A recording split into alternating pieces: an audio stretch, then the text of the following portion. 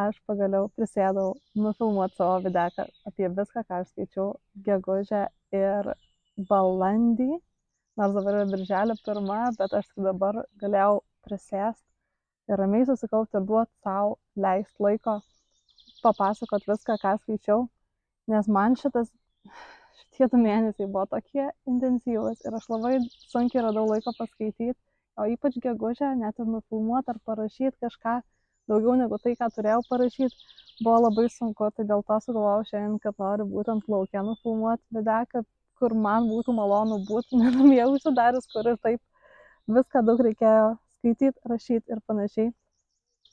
Tai, kaip minėjau, šiandien papasakosiu labiau apie tai, ką viską skaičiau per 2 mėnesius. Ir tai tikrai nėra didelis skaičius. Kaip anksčiau aš galėdavau suvalgyti iki 15 net kartais knygų per mėnesį, dabar tikrai nėra taip. Ir aš iš viso, iš tikrųjų, perskaičiau tik tai 11 knygų per 2 mėnesius. Bet galiu pasakyti, kad gegužė buvo labai lėtas mėnesis. Tai ką perskaičiau per balandį, kuris buvo mano labiau sėkmingas skaitimo mėnesis. Ir aš jį pradėjau labai sėkmingai, nes aš perskaičiau short story, kurią rašė Alex E. Harrow, jeigu neklystu tokios pavardė. Taip. Ir ta short story vadinasi The Knight and the Butcher Bird. Ir Alex E. Harrow galbūt kai kuriem jau yra pažįstama, nes jinai rašė nuostabią short story, kuri vadinasi Six Deaths of a Saint, kurią irgi labai rekomenduoju, bet ta The Knight and the Butcher Bird buvo tiesiog parašyta man asmeniškai, nes man labai patinka būtent ta estetika, kurioje visas tas pasaulis vyksta. Toks labai retro futurizmas, bet labai specifinis. Tai yra postapokaliptinis pasaulis, kuriame egzistuoja tokie riteriai, kurie turi sutvarkyti tam tokius demonų reikalus. Ir visa istorija yra apie tai, kaip mūsų main character susitinka su vienu riteriu, kuris turi sutvarkyti tą bendruomenę terrorizuojantį demoną. Tai labai trumpai, taip, tai labai trumpa istorija, nenoriu visko išspoilinti, bet tiesiog aš nemoku pasakyti, kaip man patinka tas būtent retrofuturizmas, kai viduramžiški dalykai būna įdėti į ateitį, į postapokaliptinį dalyką. Tai man tiesiog, aš vis dar manau, kad po šiai dienai per šiuos metus, aš nežinau, ar aš esu skaičius geresnio dalyko negu šita, aš nežinau, 60 puslapių galbūt tai yra ta short story, bet aš ją visą širdį myliu ir tiesiog aš negaliu patikėti, kaip žmogus taip gali gerai rašyti ir sudėti tiek daug visko į tokią trumpą istoriją. Tai jeigu paskaitysit Knight and the Butcher Bird ir jeigu patiks, labai rekomenduoju paskaityti ir Six Deaths of a Saint, nes tiesiog ten taip viskas scrumptious, delicious, tiesiog aš negaliu. Norėčiau užsitrinti atmintį ir paskaityti dar tas 2 short stories iš naujo. Aš nežinau, ar jos mane taip stipriai paveiks, jeigu tai būtų pilnos istorijos.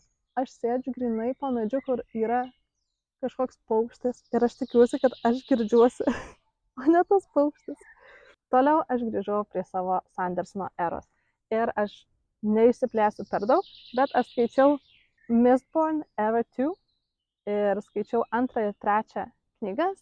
2 vadinosi Shadows of Self, kurios neturiu su savim, bet turiu 3 Bands of Mourning, kurios man šiaip viršelis taip pat gražiausias iš šitos serijos. Ir dar skaičiau ir Secret History, kas yra novela Mistborn, kurioje dalykai vyksta tarp pirmos eros pabaigos ir 2 eros pradžios. Tame tarpe 300 metų, ne apie visus 300 metų, bet ten gal net sakyčiau labiau vyksta tuo pačiu metu kaip 2 paskutinės knygos. Tai ir reiktų tą short story skaityti paskaičius būtent Mistborn Era 2, 2 knygas, 3 knygas ir tada skaityti reiktų šitą novelę. Žinau, kad žiauriai painu, bet taip yra ir aš džiaugiuosi, kad aš paskaičiau būtent dabar pagal tą tvarką, o ne kažkada anksčiau, nes buvau ją atsivertus ir kai pabaigiau pirmas 3 knygas ir ten pirmam puslapyje Sandersonas yra parašęs, prašau, neskaitykit dar, susilaikykit, nes bus išspoilinti dalykai. Ir taip yra, ir Era 2 išspoilino dalykus ir panašiai. Tai, jeigu domina skaityti tą būtent novelę, nes jinai biškį, pasakysiu, mini, kad ji yra susijusi šiek tiek. Tai aš buvau labai excited, kai tą sužinojau, skaityti ją po pirmų 3 knygų, bet negalima tai daryti. Tai aš džiaugiuosi, kad tikrai susilaikiau. Tai va, tai jeigu trumpai aš nesileisiu daug, nes aš milijoną kartų jau šnekėjau apie Mistborn, apie Sandersoną, aš tiesiog pasakysiu, kad Era 2, nors šita knyga man buvo, čia 3 dalis, net jeigu šita dalis man buvo pati įdomiausia iš 2 eros, pirmų 3 knygų, aš pradėjau turėti beefą su Sandersonu, ko aš nesitikėjau, kad taip nutiks.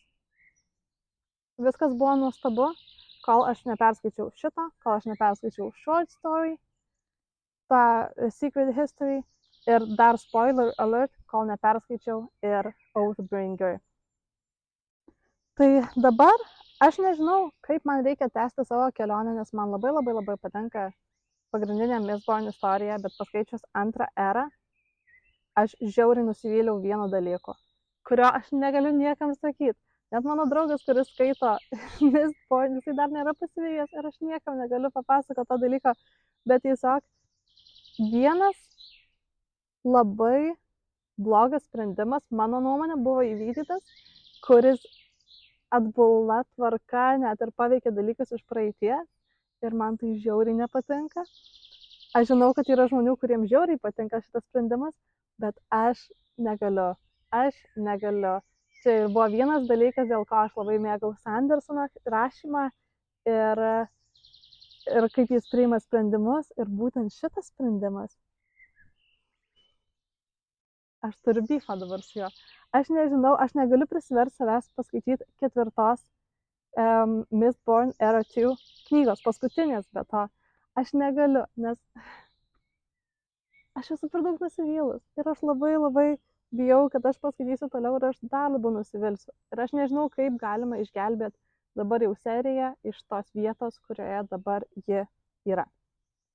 Bet aš žinau, kad aš tikriausiai esu mažumoje fanų, kuriem nepatinka tas vienas sprendimas, bet aš turiu savo principus ir šitas dalykas labai pažeidžia mano principus. Tai aš esu labai nusivylus Mistborn Era 2 ir kaip tik vakar ar užvakar sakiau, kad labai norėčiau, kad Mistborn būtų tos 3 knygos pirmas ir kad toliau neegzistuotų. Arba jeigu egzistuoja tie pasauliai, tos kitos istorijos, kad galbūt tai būtų kitam pasauliai, arba kad tai visiškai nebūtų susijęs su pirmom dalim. Aš labai norėjau, kad dalykai nebūtų sprendžiami atbulinė tvarka.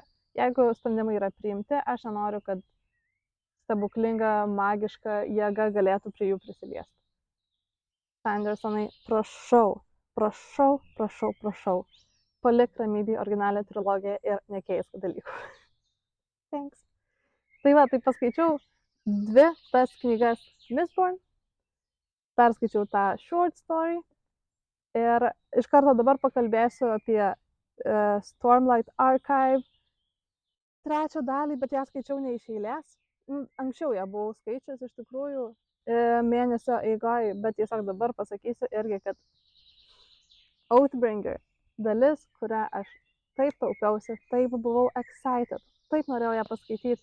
Ir šitas viršelis. It's my favorite. Mano viena mėgstamiausių veikėjų čia pavaizduota, čia tobulas viršelis. Ir ką aš čia gavau, buvo prasčiausia Stormlight Archive dalis yet. Ir aš tikiuosi, kad čia buvo kažkoks unikumas, kad čia buvo tik tai netyčia taip išėjęs dalykas, o ne čia bus tokia kokybė. Ne, viskas buvo gerai su kokybė, bet su tuo, kur visa istorija nuėjo, kaip mes kai kuriuos veikėjus trytinom, kaip kai kurie jų yra užstrigę kažkokiuose ratuose ir kaip žiurkėnai laksto. Žiauriai užkniso kai kurie veikėjai. Ir yra ir įdomių dalykų, bet tiesiog vėl, čia mano principai. Aš tikriausiai esu mažuma fanų šitą vietoj, bet yra mano mėgstamiausi keli veikėjai ir aš manau, kad jie buvo labai prastai, su jais buvo elgiamasi ir jie to nenusipelnė. bet ne iš to, kad, tipo, o ne, kodėl čia buvo blogai, tipo, kodėl jų kelias eina taip, kaip jis eina. Jų tiesiog nebuvo knygoje. Jų beveik nebuvo knygoje. Yra keli labai svarbus dalykai, kurie nutinka. Ir labai daug tų svarbių dalykų nutinka off-screen. Tipo, mes tai sužinom iš trečių lūpų. Kažkoks toks sugedęs telefonas vyksta, kad aš tiesiog noriu matyti tos svarbius dalykus, jeigu jie įvyko. Aš labai, labai žiaurų palyginimą dabar duosiu, bet man Oathbringer kažkuo priminė paskutinį Game of Thrones serialo sezoną. Ir norėčiau pasakyti, kokiais specifiniais dalykais man priminė, bet aš negaliu, nes tai išspoilintų tada šitą dalį. Bet, Oathbringer, tikiuosi, kad tai buvo išimtis, kad tai buvo vienintelis blogas. Kad tai buvo vienintelė bloga, negaliu sakyti, kad bloga, aš vis tik enjoyinu, aš galėčiau įduoti kokias 3 žvaigždutes, bet aš turėjau labai labai daug problemų su tuo ir aš tikiuosi, kad sekančios 2 knygos, kad kažkaip ištrauks iš tos nesąmonės ir aš noriu, kad mano veikėjai vykdytų dalykus knygoje. Aš nenoriu sužinoti, kad kažkas tai padarė iš 5 lūpų, dabar jau 5 lūpų. Tai va, Oathbringer. Girl, what was that? By Lord. Kita knyga, kurią skaičiau, buvo Blood over Bridehaven by L.M. Wong, kuri yra parašęs dar ir Sword of Kaigen, kurio aš nesu skaičius, bet esu girdėjęs labai gerų dalykų. Tai šitą knygą mes skaitėm knygų klube. Ir man atrodo, buvo labai smagi knyga skaityti knygų klube. Ir tai, man atrodo, irgi yra puikia knyga žmonėm, kurie mėgsta skaityti romantasy ir galbūt norėtų daugiau skaityti ir fantasy. Čia yra tobulas tas sujungimas tarp romantasy ir fantasy. Nes čia yra mini love story, bet jinai tikrai nėra centrinė figūra ir dalykai veikia puikiausiai ir be tos meilės istorijos. Tai šitą knygą aš nenoriu daug pasakoti apie patį plot, nes jisai yra labai įdomus tuo, kad jis taip gražiai labai išsiriša, labai logiškai, tvarkingai viskas sudėta, bet jeigu reiktų labai trumpai apibūdinti, tai pasakoja šitą istoriją apie tokį miestą, už kurio ribų siaučia toks dalykas kaip blight, kuris žudo žmonės ir žmonės nori vis ateiti į tą miestą, kuris yra saugus ir jame nevyksta tas blight dalykas. Tai viską mums pasakoja pagrindinė veikėja Sijauna, kuri yra, kaip aš sakyčiau, super magiška doktorantė. Ir ji dirba su magija ir šitam pasaulyje moterim yra žiauriai sunku tapti tokio aukšto rango magijom, kaip Sijona nori tapti. Ir nenoriu daugiau pasakoti per daug, bet viskas vyksta tam Dark Academija, daug labai yra dalykų, labai daug feministinių dalykų. Yra daug kalbama apie kolonializmą, apie feminizmą, apie akademiją, kokia jinai kartais toksai gali būti. Tai čia toks Dark Academija vibe, bet tai nėra romantizuojama iki galo. Ir man labai patiko pagrindinė veikėja, nes jinai nėra labai likeable. Jeigu kažkas žiūrinčių yra toks academic weapon, tai suprasit tada Sijauną iš kai kurių pusių, kur aš irgi supratau. Bet aš matau būdų, kur jinai tikrai ne visiems gali patikti. Ir man tas buvo labai smagu, kad jinai nebuvo tokia saldi, visiems įtinkanti mergina, bet kaip tik sunkesnė. Ir yra ir kitų žmonių POVs. Ir labai įdomu matyti, ką žino kiti žmonės, ko nežino Sijauna ir panašiai. Ir yra labai įdomus mystery, yra labai įdomi magija, yra graži love story. Tai Blood over Bridehaven. Toliau skaičiau knygą, kurios neturiu fiziškai, pirkau elektroninę versiją ir tai buvo lietuvių rašytojos Vaida M.D. Parašyta distopinė knyga, mane vadina Sirena. Tai yra pirma dalis jos trilogijoje. Ir aš labai laukiau tos knygos dėl to, kad aš nemačiau jau ilgai geros distopinės knygos, kurią būtų parašęs lietuvių autorius, nesvarbu. Aš rašytoją žinau iš Instagramo, man patinka jos turinys, man patinka jos apžvalgos ir labai kažkaip užsikabinau nuo to, kad jinai pradėjo pasakoti apie savo knygą, kad išleis ir labai sveikinu, kad pagaliau ją ir išleido, balandį išėjo knyga ir tai yra savilaida ir aš labai tiesiog didžiuojuosi žmonėm, kurie tai daro ir būtent tokias istorijas, kaip pavyzdžiui, pati rašytoja dabar yra paleidusi, kaip ir mane vadina Sirena, nes tai nėra labai, aš manau, kad tai nėra labai paprasta istorija išleisti ir gerai parašyti ir ją išmarketinti, išreklamuoti, tai man atrodo, kad kol kas, kiek aš viską matau, aš labai džiaugiuosi, kad ta knyga yra, kiek aš matau, vis Instagram'e postinama ir žmonės skaito. Šiaip gal pirmiau papasakosiu truputėlį apie ką yra knyga. Tai knyga yra, kaip minėjau, distopinė. Mes viską matom per dviejų veikėjų akis. Apie antrą veikėją nepasakosiu, nes būtų gal biški spoileriai, bet pagrindinė mūsų veikėja yra Mila. Ir ji patenka į distopinę visuomenę, kurioje moterų rolės yra suskirstytos į keletą rolių, kurios man labai šiaip priminė Handmaid's Tale suskirstimą žmonių. Tai pavyzdžiui yra patricijos, kurios yra kaip ir žmonos tokių vyrų, turtingų ir panašiai. Tada yra, aš dabar neatsimenu, nes aš jau skaičiau, kad neatsimenu, bet ką mums labiausiai reikia žinoti, kad yra sirenos, kurios skirtos tokiam, kūniškiam malonumam. Tai Mila patekusi į Materą. Matera yra ta valstybė, kuri vis plečiasi ir grobia vis daugiau šalių. Patekusi į Materą, ji padaro testą, kurio aš dabar neprisimenu, bet jis vadinasi taip. Padarius tą testą, jis žino, kad jinai yra sirena ir ją tada jau su ją elgiasi kaip su sirena, ją ten grūmina ir viską. Žodžiu, labai prastai pasakoju, bet ką aš noriu pasakyti, kad jeigu patinka distopiniai pasauliai, aš labai rekomenduočiau pasižiūrėti šitą knygą, nes kas man labiausiai knygoje ir patiko, tai buvo tas visas pasaulis, jo taisyklės, labai logiškai viskas padaryta, pasaulio tvarka yra aiški, hierarchija yra labai aiški ir logika, kaip ta valstybė atsirado, man irgi buvo viskas labai aiškiai, logiškai ir man tas tikrai patiko. Aišku, šitoje knygoje yra tokia meilės istorija, kuri galbūt manęs iki galo neįtikino, bet taip pat čia yra pirma dalis knygos, tai aš manau, kad per 3 dalis ta meilės istorija galėtų man kitokią įtaką padaryti ir aš kitaip žiūrėčiau į tą meilės istoriją ir jie buvo pagrindinius tuos veikėjus. Kas man šiek tiek kliuvo visoje knygoje, tai aš manau, kad jinai buvo šiek tiek per ilga. Aš manau, kad aš būčiau norėjus gal jaustis šiek tiek labiau sutrikus vietom ir sužinoti daugiau dalykų kartu su Mila, negu turėti skyrius, kur daugiau buvo tiesiog exposition ir paaiškinimas, kas irgi iš vienos pusės yra labai gerai, jeigu nori jaustis visą laiką, kad supranti, kas vyksta ir kodėl vyksta, ir informacijos tikrai buvo nemažai, bet ji buvo aiški, bet aš būčiau gal labiau norėjus daugiau viską matyti per Milos akis veiksme.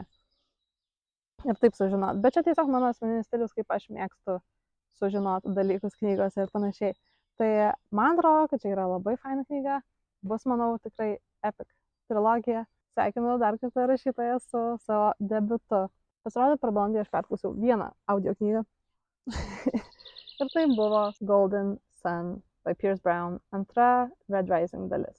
Aš nežinau, kas man buvo su ta knyga, ar aš nebuvau tam mindsete, bet aš tiesiog, atrodo, kad aš egzistavau čia ir čia egzistavo ta knyga ir aš nei žodžio negalėjau įsisavinti. Aš buvau atsivertus ir elektroninę versiją, po to galvojau, gal čia kažkas man su audio, bet aš niekaip negalėjau get into it. Man Red Rising tikrai nebuvo mano mėgstamiausia knyga, bet galvojau, duosiu šansą antrai dalį, nes visi sako, kad antra dalis yra nuostabiausia Pierce Brown knyga iš kitų nuostabių knygų. Ir aš supratau, kad tai nėra man. Ir pats Red Rising man irgi nelabai patiko. Ir trumpai, jeigu nežinote, apie ką yra Red Rising, tai yra, aš sakyčiau, tokia bro book, tik tokia. Man labai patiko visas konceptas, nes tai yra apie knygą. Tai yra apie pasaulį Marse. Žmonės gyvena Marse, bet jie yra visi po žeme ir jie dirba tose kasyklose. Ir tiki, kad vieną dieną Marsas bus gyvenamas ir žmonės galės gyventi ant paviršiaus. Visa visuomenė yra suskirstyta pagal spalvas, pagal rangus. Ir yra labai daug nuorodų į Romos imperiją ir į socializmą. Tai jeigu Romos imperija būtų buvus socialistinė, man toks vaibas tas knygos. Bet ir mes followinam pagrindinį veikėją Darrow, kurio žmona yra nužudoma literaliai pirmam puslapį, pačiam pirmam puslapį. Ir nuo to prasideda jo noras keistis, ne asmeniškai, bet keisti visuomenę, gauti revenge. Ir jis išsiaiškina daug labai įdomių dalykų, kurie man patiko iki knygos pusės ir tada man labai nepatiko. Ir matyt, man Golden Sun nepatiko dėl to, kad jis yra daug panašesnis į antrą Red Rising pusę negu pirmąją. Bet aš manau, kad daugam gali patikti, jeigu patinka strategija, karas, strateginiai žaidimai ir jeigu jums nekliūna romėniški vardai, kurie man žiauriai maišėsi. Aš negaliu atskirti nei vieną veikėją, ypač antroji knygoje. Ir man labai dar nepatiko, kad Darrow, pagrindinis veikėjas, aš suprantu, kad jis yra revenge seeking, bloodthirsty justice, bet jis buvo man per daug dramatiškas ir jo visi monologai, jo sprendimai, kaip jis išsisuka visą laiką sausas ir švarus iš situacijų. Get out of here. I don't like it. Tai va, Golden Sun ne man ir su Red Rising aš daugiau netęsiu savo kelionės. Galim pereiti prie gegužės, kurią pradėjau vėl su nuostabia knyga. Ir tai yra Shark Heart by Emily Habeck. Tikiuosi, kad taip turės pavadinti, nežinau. Kartais aš tiesiog randu tokias knygas, kurias aš galėčiau užsiklot kaip tokiu pleduku, kaip labai šiltu pleduku. Galėčiau užsidengti ir gulėti. Ir man būtų gerai, galėčiau taip stay forever. Ir čia yra viena tų knygų. Kas skamba gal ironiškai, nes tai nėra laiminga knyga. Nėra ta knyga, kur būtų cozy ir fluffy ir panašiai. Bet šita knyga yra apie tai, kaip du žmonės, pora, Louis ir Ren, susituokia tik metus, sužino, kad Louis turi tokią ligą, dėl kurios per metus jis taps rykliu ir jis pamirš viską, ką jisai žinojo, jis pamirš savo žmoną, pamirš savo gyvenimą. Ir visa knyga yra apie tai, kaip pora bando su tuo susitvarkyti, su tokia diagnoze. Ir visa knyga buvo labai liūdna. I'm sorry, jinai buvo liūdna, bet ką gali, tarsi, aišku, kad jinai liūdna, kai toks yra premise. Bet tai buvo daugiau negu tik apie santykius, tai buvo apie meilę, apie motinystę, man tai buvo metafora demencijos, Alzheimerio, tai buvo neišgydomų ligų metafora ir taip pat tų žmonių istorija, tie, kurie turi rūpintis žmonėmis, savo mylimaisiais, kurie jau pasikeičia taip negrįžtamai, kad tu nebežinai, tu esi pavargęs, tu nebežinai, kaip reikia tvarkyti su tuo, kad tavęs nebepažįsta tavo mylimiausias žmogus. Ir tai labai skaudu, bet tuo pačiu metu čia yra tavo mylimiausias žmogus. Tai aš labai daug verkiau, labai gražiai yra parašyta knyga ir tiek daug esu pasižymėjus puslapių, tiek daug citatų išsirašius.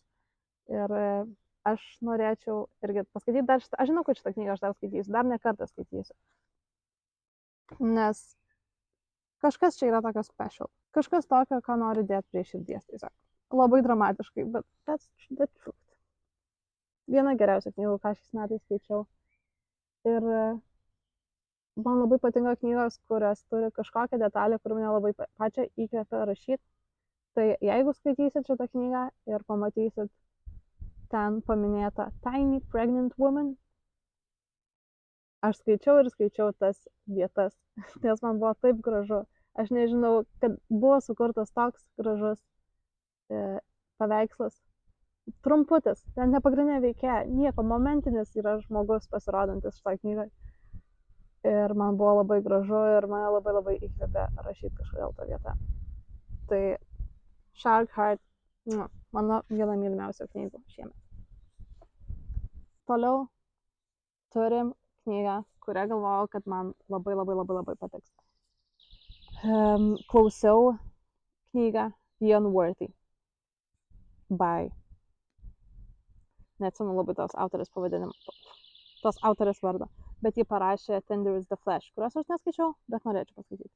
Bet The Unworthy pasakoja apie tokias vienuolės, labai nepavadinčiau jos jam vienuolėm, bet jos gyvena vienuolyne, apokaliptiniam, postapokaliptiniam pasaulyje, niekas nežino, kas buvo nutikę už tų sienų, kur jos gyvena, tai kad oras poisonous, žemė toksiška, viskas blogai ir dabar gyvena tos moterys tokiam vienuolyne, jos garbina savo dievą, kuris su tam tikromis kalba, yra šventosios ir nepasakosiu daugiau, manau, kad tai pats plot yra labai sunkus paaiškinti, nes aš manau, čia yra viena tų knygų, kur no plot, just vibes, bet tie vibai vietom buvo žiauriai geri, vietom man žiauriai nepatiko. Aš pradėjau tą knygą klausyti ir man prasidėjo panikos priepuolis. Tai ne dėl to man nelabai patiko ta knyga, bet tiesiog buvo žiauriai intens. Ir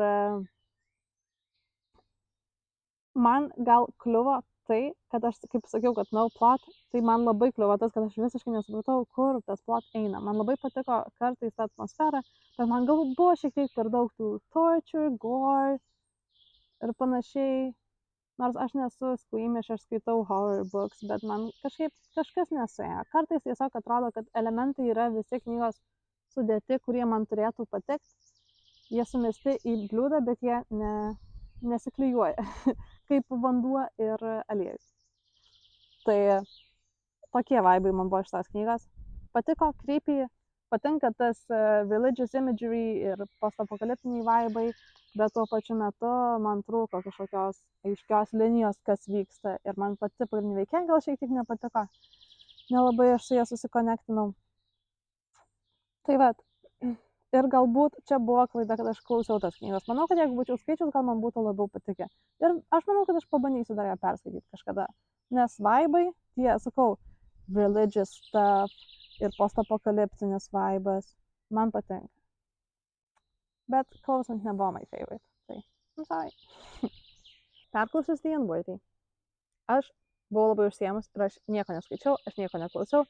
Aš turėjau pabaigti vieną projektą. Pabaigiau vakar. Ir nieko neskaičiau, neklausiau.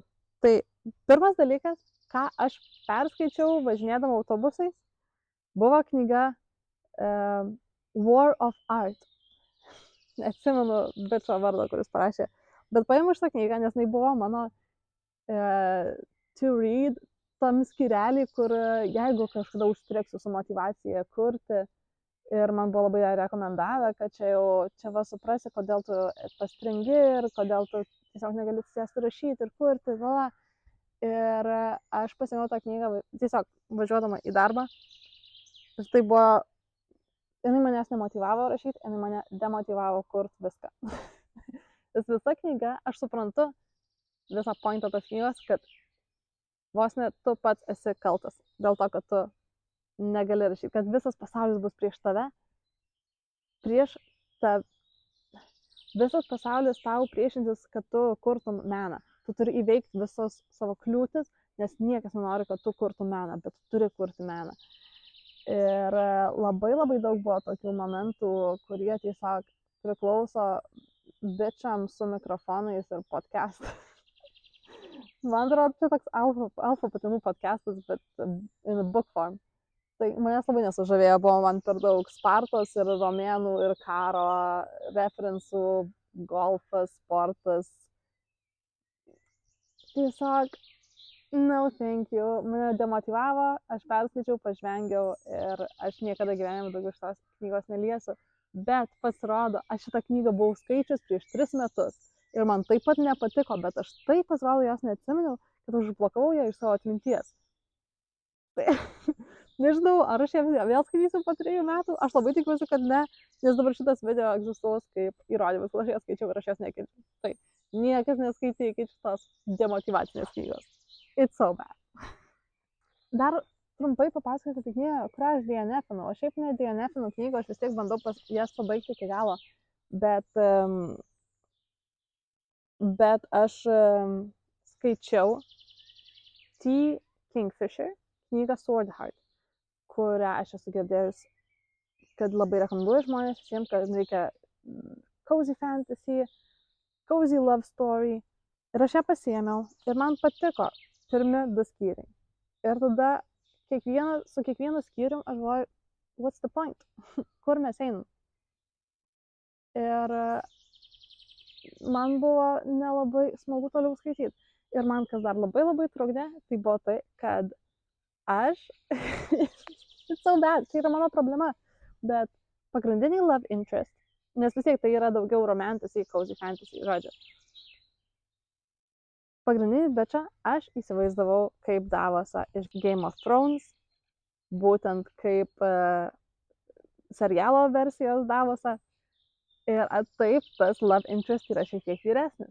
Jis nėra tokio amžiaus kaip Davosas. Bet aš negaliu. Aš tiesiog mačiau Davosą ir buvo viena scena, kur ten jisai galvojo apie tą paną ir ten did stuff. Ir aš tiesiog mačiau Davosą savo galvoj ir aš nenorėjau to daugiau matyti, tai aš nustojau skaityti tą knygą. Ir čia yra pati kvailiausia priežastis, kodėl aš esu nustojus skaityti knygą. Vien dėl to, kad aš taip įsivaizdavau pagrindinį veikėją. Bet galbūt jum daug smagiau susiskaitytų šitą knygą, nes visa knyga yra fun, jinai turi fun premise, pagrindinį veikėją Hala, jinai paveldi daug pinigų iš savo šeimos, ta šeima nori ištekinti ją už pusbrolio, kad visas inheritance liktų šeimoje, jinai nusprendžia, kad jinai geriau nusižudys, negu tekės už to bičo pusbrolio, kuris turi labai clammy hands. Ir jinai tuomet nusiima kardą nuo sienos, ištraukia, bandydama jį nusižudyti. Ir randomly atsiranda bičas, kuris pasirodo yra tas kardas arba yra tam karde įkalintas. Ir jisai tada turi ginti ir saugoti tą žmogų, kuris ištraukia kardą. Ir taip jie pradeda savo kelionę. Ir taip čia yra tas bičas, kuris mano galvoje yra Davosas. Aš manau, gal kažkada gyvenime dar duosiu šansą. Aš manau, kad T. Kingfisher man patiktų, bet gal man patiktų ten labiau tie Paladin's Grace, Paladin's Fate, ta serija knygų su labai labai gražiais dabar perleistais viršeliais, bet tam. Tai gal pabandysiu iš tos serijos kažką pasiimti, bet Sword Heart, Davos is not for me. Taip, ir paskutinė knyga, kurią normaliai perskaičiau, visą perskaičiau per 2 prisėdimus gal, buvo iš Bookerio listo, iš tarptautinio Bookerio listo. Ir neskaičiau dar laimėtojo, nes laimėjo Heartlamp, neatsimenu, kas ją parašęs tai. Bet labai daug žmonių girdėjau, kad sakė, kad nesąmonė, kad laimėjo Heartlamp, čia nenusipelnė, nes buvo daug geresnių ir beveik visi sako, kad Small Boat by Vincent, kad Small Boat turėjo laimėti Bookerį. Ir mane labai suintrigavo, kodėl tiek daug žmonių taip pačiai sako. Ir aš perskaičiau Small Boat ir aš galiu pasakyti, kad net neskaičius laimėtojų, aš manau, kad Small Boat irgi turėjo laimėti Bookerį. Nes aš neatsimenu, kad aš skaičiau tokią knygą, kuri mane taip, aš nesuprantu visko, kas čia vyksta, bet aš nekenčiu, ką jūs čia darot, bet tell me more. Ir aš suprantu jūs. Žodžiu, tai visa knyga yra paremta tikra istorija. Tai yra apie įvykį, nepamenu, kuriais metais tai nutiko, bet tai irgi yra dalykas, kuris vyksta ištisai, kad iš Prancūzijos į Angliją per tą English Channel pabėgėliai su pripūstais laiveliais nedideliais bando perplaukti tą channelį, kad patektų į Angliją. Ir tame channelį nuskęsta daug tų laivų, nes tai yra gana vis tiek bjaurus ruožas, kurį žmonės plaukia su tam nepritaikytais laivais. Ir jeigu jie pradeda skęsti, jie pradeda skambinti tokim kaip Coastal Guard, tai arba Prancūzijai, arba Anglijai, bet jie dažnai laukia tol, kol pateks į Anglijos vandenis, kad galėtų juos ištraukti jau anglai. Ir visa istorija pasakoja apie tokį įvykį, kurio metu nuskendo 27 žmonės. Dėl to, va čia ir klausimas, ar tikrai dėl to, bet dėl to, kad moteris, kuri dirbo prancūzų pusiai, kad ji sakė tiem žmonėm, kad pagalba jau ateis pas juos, kad juos išgelbės, bet jinai iš tiesų laukia, kol ta valtelė bus pernešta į Anglijos pusę. Ir iš tikrųjų buvo labai jau netoli ir jinai tikino juos, kad iš Anglijos pusės jau ta pagalba juos pasieks. Bet iš tiesų niekas jų nepasiekė ir jie vis dėlto nuskendo. Ir visa istorija yra, didžioji dalis istorijos yra pasakojama iš tos moters perspektyvos ir mes visą laiką esam jos galvoj. Ir tai, kaip jinai masto apie tą patį įvykį, apie tai, kaip ji pasielgė, ar jinai mano, kad jinai blogai pasielgė, ar ką jinai mano apie visą pabėgėlių krizę, ką visas pasaulis mano apie pabėgėlių krizę ir kaip mes mėgstam išsirinkti atpirkimo ožį ir viską sulipdyti ant to atpirkimo ožio. Man labai tas patiko, kaip tai yra pavaizduota. Ir buvo vietų, kur aš ir suprantu ją, ir tada suprantu ten policiją, su kuria jinai kalba tam interviu tokiam. Man tiesiog labai daug minčių sukėlė, labai daug jausmų sukėlė šitą knygą ir čia viena iš tų knygų, kur labai man tikrai ilgai užsiliks ir aš vis apie ją pagalvoju. Ir be to taip gražiai parašyta, kad aš ir vėl braukiausi, persirašinėjau citatas, kur tiesiog mano review Goodreads'uose kol kas kabo šitas. Tai, nes aš vis dar taip jaučiuosi ir aš nežinau, kaip taip gražiai galima rašyti ir kaip taip gražiai galima išversti. Nes čia yra originaliai prancūzų kalba parašyta šitą knygą. Tai norėjau ją nusipirkti ir fizinę kopiją, bet jos dar niekur nerandu. Bet nuostabi knyga, aš ją skaitysiu tikrai dar kartą. Aš sugrįžtu prie tam tikrų citatų, aš sugrįžtu vos ne kas antrą dieną. Yra pora dalykų, prie kurių aš taip sugrįžtu. Vienas iš jų yra filmas Green Knight ir yra viena scena su milžinais ir lapė. If you know, you know. Aš kartą per mėnesį bent pasižiūriu tą klipą YouTube ir paklausau soundtracko irgi. Tai tokį pat impactą man turi Small Boat ir tam tikras citatas, kur aš sugrįžtu ir aš paskaitau ir pamanu tokia, wow, eina savo. Tai nuostabi knyga, kuri man, sakau, tiesiog išsitatuiruosiu aš citatas ant vokų, kai užsimerkus ir galėčiau skaityti visą laiką tą knygą. Tai, amazing. Ir dar turiu, nors čia paskutinė yra knyga, kurią aš iš tikrųjų taip normaliai perskaičiau šį mėnesį, bet turiu special shout out. Nesu aš didelis poezijos žmogus, bet turėjau dabar universitete kursą apie modernizmo literatūrą ir per tą kursą atradau Frank O'Hara. Šitą poetą iš New Yorko, kuris man labai labai padėjo šitą gegužę ir manau dar padės man visam gyvenime tikriausiai. Dėl to, kad man labai kartais sunku skaityti poeziją, aš nesu didelė fanė, bet kartais atrandi tokius žmonės, kurie atrodo tavo širdies žmonės ir Frank O'Hara yra vienas iš jų. Ir jo poezija man labai labai primena tai, kad kurti, rašyti yra smagu, gyventi yra smagu ir tai neturi būti taip rimta kaip tortured poets, kiti sako. Ir man labai labai smagu skaityti jo poeziją. Ir aš skaitau labai ją lėtai, labai taupausi, nes nenoriu nebeturėti naujų Frank O'Hara eilėraščių. Tai skaitydama šitą visą knygą aš darausi tokius koliažus, analizuoju poeziją, bandau suprasti, ką ji man reiškia asmeniškai ir labai sakau, dėl to nenoriu, kad pasibaigtų tie eilėraščiai, nes jau aš radau vieną, kuris man tiesiog pakeitė požiūrį, net nepakeitė požiūrį, bet tiesiog leido man į save truputėlį kitaip žiūrėti, leido į pasaulį kitaip žiūrėti kitus žmonės, kaip ir dar vienas eilėraštis, kurio nei poeto, nei nieko neatsimenu, bet įdėsiu čia šitą eilėraštį, kuris man labai padėjo dylinant su žmonėm, kuriuo aš nesuprantu ar nemėgstu, arba jaučiuosi insecure prie jų ir panašiai. Tai šitas eilėraštis. Bet eilėraštis, kuris iš Frank O'Hara man labai patiko, vadinasi Poem, bet skliaustelis dažniausiai būna parašyta Lana Turner has collapsed. Ir labai rekomenduoju pasiskaityti šitą eilėraštį ir pajausti, ką jums patiems tai reiškia. Bet tiesiog pasakysiu, kad šitas eilėraštis baigėsi eilute Oh, Lana Turner, we love you, get up. Ir čia tapo mano kasdieninė mantra visą gegužę. Ir sakau, visą gyvenimą jinai ir tęsis. Aš kiekvieną dieną dabar beveik savo sakau, Oh, Lana Turner, we love you, get up. Nesvarbu, kas vyksta, viskas bus gerai, tiesiog get up, we love you. Viskas daug paprasčiau, negu dažnai man gali atrodyti. Tai man tas we love you, get up, toks, ei, nesusireikšminam, gerai? Tu visą laiką sugrįžti.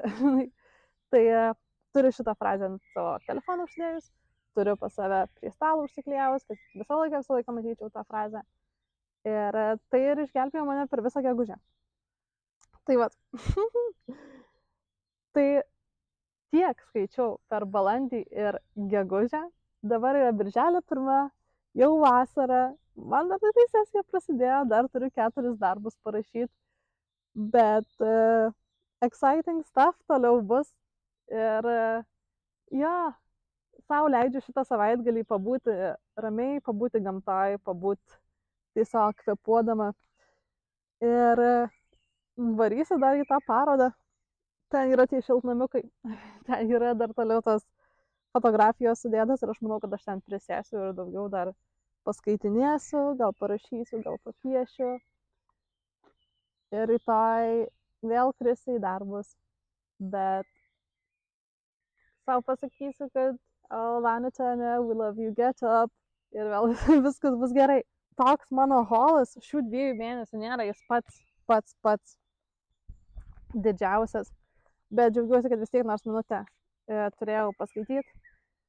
Šiuo metu be to skaitau Slanimo raganas. Kristinos Petrauskės. Pažiūrėsim, kaip seksis. Bet kol kas mixed feelings. Ačiū labai, kad suradot laiko sustot ir tiesiog pakalbėti apie knygą su manim.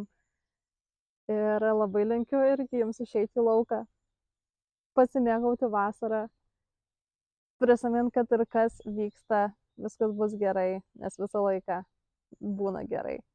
Tiesiog, Lana Turner, we love you, get up.